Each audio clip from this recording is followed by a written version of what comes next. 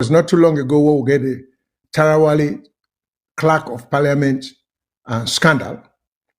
And then we try for deal with that situation there for say, if we're really serious about, we're fooling ourselves and we're joking, if we think, say, the problem is solved by the president stepping in, which someone like me argue, say, the president don't forget anything for do it, then they'll craft the system in the wrong way and then they'll go in the right way. Then now we get the boss issue, which was a big hoopla about, where the 50 bosses them, the routing of the bosses them, the restrictions placed on other drivers them of other means of transportation, and the inability of the one that were in charge for solve the problem, which was preventable, not before allow for. It was preventable because it was foreseeable. You can see and down the line saying that could happen. So now we also now get the airport tax increase, where I think, if I'm not mistaken, may have already gone into effect this March, starting a couple of days ago or 3 days ago. And then to make it worse, we'll get a toll booth or toll gate issue, where also supposedly should have begun March 4th or 1st, which has become an issue that is in suspension. The airport situation and the toll situation, they are very similar. They are similar in many ways, then characteristics are the same, almost. And then as it also reflects the, I would say, lack of competence on the part of government. Or if it's not competence, which I'm not convinced of, I'm not convinced that we government officials them, with all them big degrees here, are that incompetent. No, they are not. I have the feeling, and this is just my own opinion, that these guys know what they're doing. They're just selfish, looking out for themselves. National interest be damned. And are waiting good for them, whose deal they could do on the corner or in the corner, now that nobody interested in. Because some of the things that we will discuss and what people are already they holler about, we're not going to say, no way.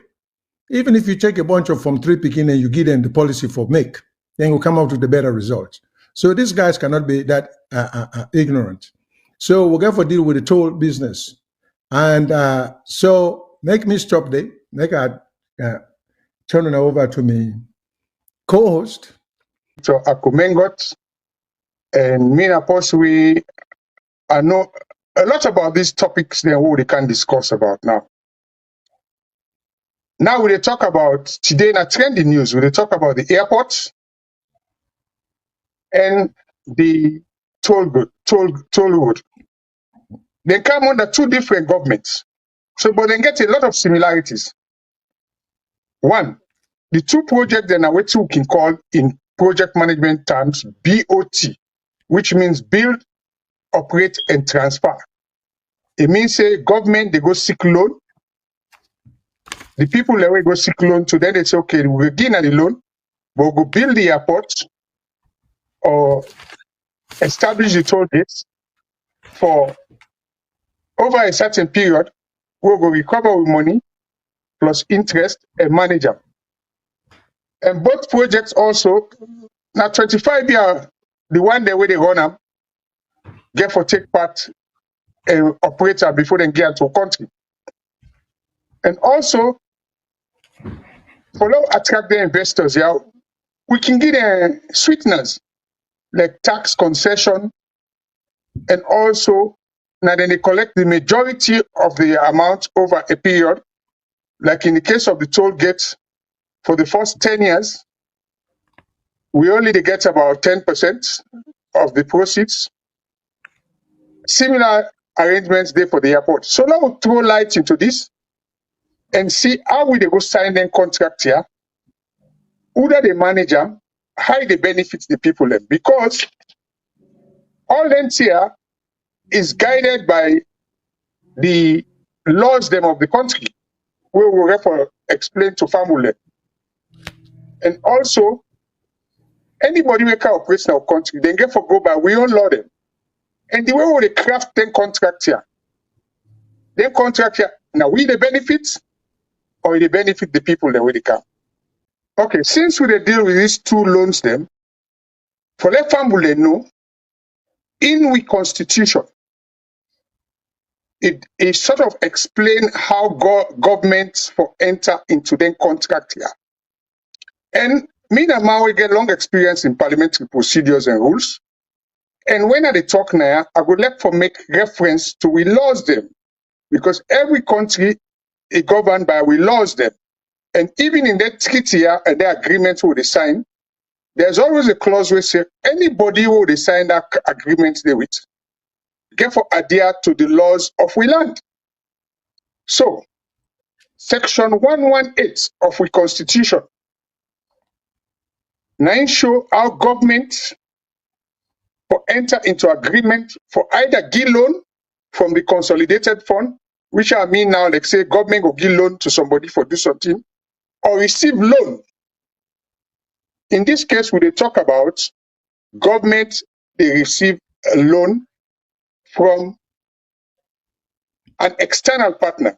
In the case of the airport, now the Suma group of companies were based in Turkey, but we know say originally they started from Russia, although this is not a Turkish company. Now make it clear. So, for now we go into the loan and they waiting the law say, section 2, subsection 2 of 118 say, we not for enter into any agreement of any nature without that agreement say no go first na parliament and let parliament look them and approve them through a resolution. What do they mean by through a resolution? A resolution means say they go put all the documents before parliament. The speaker and the clerk go arrange them where all the parliamentarians they go look into that agreement. Then they go look at whether the agreements they go benefit the country. And if you get any restriction, if they get for make amendment, then that time they go make amendment, then they vote by a resolution. That resolution they means say a majority of parliamentarians at the time. So now so get for approval. But before we reach that stage, if government won't go into any agreement, now make sure we get legal advisors then. We go advise the government then when, because when they draft the agreement, now the two parties then they sit down come together and say, Lord, get this agreement. So we also we get for get lawyer, then say get for get lawyer. So when they don't get that draft agreement, they then get for take and go parliament now. Parliament will look into and discuss them. If they get for make any amendment, they make the amendment, they go amend and then bring and come back before parliament will say, yes, this agreement is in the interest of both parties. But now the same process for the toll road, now the same process for the airport. But what you cannot find out, say, we don't find out, say, sometimes they cannot go sign the agreement here and say, okay, Lord, bring it to parliament, let parliament can approve. That's the wrong way around. So we get forget we rules rights. So down then at the commonality. And also, when we get an agreement here, parliament get right for they review them. Once the international agreement, now that makes sure we get oversight committee them, then departmental committee under parliamentary regulation, who they call standing order. Standing order number 72 say we forget each ministry and department get a committee where now they oversee what's in the happen. Like in this case, now for the airport, you will get the transport committee, transport. You will get the Ministry of Transport and Aviation. Now then for the look at them. And then for the get annual reports. And details where Parliament get for scrutinize. In the case of the toll road, now the Ministry of Works and Public Assets. And one of the things will come out from this inquiry for the toll road, we'll deal with it later on. Since they signed the agreement in 2017, there's never been any report or statistics presented to Parliament. Passport get wahala, 19 they cannot do. So these are the rules of the game. These are how government for enter into agreement, how they forget the contract, and how the contract for approve. So now the commonality between the two. So I think say I don't set the procedure for do that, then I can able to respond to any answer question we get about the increase here when they bring come for the airport. All right, sir. Now, before we get into that, just listening to you telling, we waiting at the situation, I just had some questions and just jump up in my mind. We talk about the speaker and the clerk go engage and set up some parliamentary committee for look into some of the aspects there, like then tax increases here. Well, doesn't this go back to what you will be talk about the conflict of interest? Because here you have the speaker, who is head of the legislature, who by all means should not be accountable to the executive, working hand in hand with an appointee of the executive, who is the clerk of parliament, for pass legislations them. So if you get an arm of the president or the presidency or the executive working with the legislature in that manner there for come up with one intended result, where is the guarantee that the speaker, the clerk of the house will not be acting as a messenger for the president? Because the clerk of the house is an appointee of the president. So, okay, so before you go further, let me make something say there's not more, because when you look at how parliament they operate, the clerk is the administrator and the head of administration. Appointed by the president. I mean, main thing. Appointed by the president. Yes. Happen. Okay. Yeah, we all know that. But in your role, now for make sure say, it service all the committees and the speaker, nine at the head. But when it comes to scrutiny, you get different committees in the house. Within committee, then they set them at the beginning of each parliament. We get the committees that what they call like the standing orders committee. You get committee where they do with government business. You get committee where they deal with public appointments. You get committee where they deal with things to do with the audited reports and all. But the other committee, then we in England or in Sierra Leone can call departmental select committee. Now, each ministry gets a committee where for oversee the work of that ministry. Not just the ministry and the departmental agency under that ministry. So let's give, for example, Ministry of Transport. You get the main ministry, they get agencies the way they under the Ministry of Transport. We like the Shylon Road Transport, Road Safety Authority. Now one of the agencies we under the Ministry of Transport. You get the Maritime Agency, you get the Shylon Civil Aviation Authority, you get the Shylon Airports Authority. So all the agencies then they under the ministry. So now the committee now for oversee their work. What do they look for? They look for them policy, the administration, the finance, and issues like their agreement where they go sign with overseas partners. And then them for they do regularly for make sure say that they serve the interests of the citizens of Sierra Leone. So that's how it works. All right. You also mentioned that parliaments get the right for review some of their agreement here periodically. Well, will I venture to say not only they have the right to, but they are required to? Is it not a requirement that they should? They are required to because, okay, put it this way. If you have the Ministry of Transport, the Transport Committee forget an annual session with the minister, where the minister will present a review of the activities and all the agencies under. So when the minister they give in report to Parliament, for instance, Civil Aviation Authority is one of the agencies.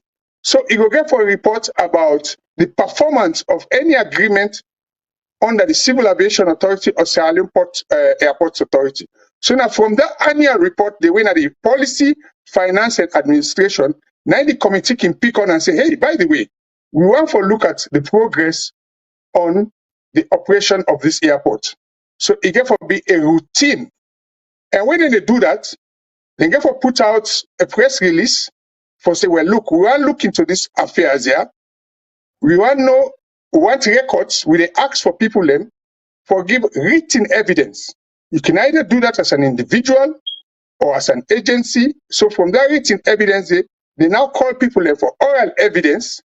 Then they combine the written evidence, the oral evidence, and all the reports, do a report where they go submit to the well of Parliament for all the, with recommendation for all the MPs there for debate. So it is part of the scrutiny mandate of Parliament, from committee to the main house. That is how the system should work. Interrupt you, dear sir. Since we talk about parliamentary procedures, what should happen, because it was an agreement approved by Parliament, before they may announce any increase in the effective date, which is a variation of the agreement in terms of payment, they should have taken it to Parliament for a review and justification and submit details of financial report and statistics which show almost people, and they use the report for justify the increase before Parliament go approve them for let them make the announcement say they don't get the increase. So that is what should have been done, and that was what was not done. That was not done. Okay, now we're going to start with the airline situation. We'll be just say we could talk in terms of what was promised and point by point. Can you tell us just very briefly what was promised? Okay, let's start with, because when you enter into any treaty, right? I go back to the Constitution, section 118, subsection 3. It says no loan shall be raised by government on behalf of itself or any other public institution or authority otherwise than by or under the authority of an act of Parliament, right? Now, what did that mean? It means that the Ministry of Transport and Aviation gets certain laws them, then get aviation laws them, then get transport laws them, where means they can solicit support for infrastructure development. So now, when they say, waiting and tell we where they go Parliament, they say the reason why then they build this airport, now for increased traffic, because the small airport, the small road in there, this new one when they promise, they say it's capable of attracting 90,000 passengers per month. Take the figure, 90,000 passengers per month. The current monthly passenger figure for Sierra Leone as at 2023 March, reference people like in Checkham, under logistics cluster, we give details of all airports. We monthly traffic at the airport, now 18,970. So in other words, now that we get now. So for let it move up to 90,000, there are things we get for do. Again, then say it's capable of handling 200 and about 10 flights per day, right? So with monthly flights, now 250. So in other words, they say that they build this airport, let attract growth. Let more airline go come. Then we get more passengers. And then they will use them as a transit hub. What do they mean by transit hub? Now place where an airline will come, he use them where he go take passenger them from different parts of the world and then use we airport for distribute them other side. But this we dey talk about a situation where we not even get a national airline. Because if you take like Askai, when one of the airlines in West Africa, a small country like Togo, then they use Lome as a transit hub because they get a national airline. Ethiopia Airways, they use Addis Ababa as a transit hub because they get a national airline. Kenya Airways, they do the same. So how can we move for attract 90,000 passengers monthly or 1 million passengers annually? So I think say them figures in there where them input saying that the justification for the airport,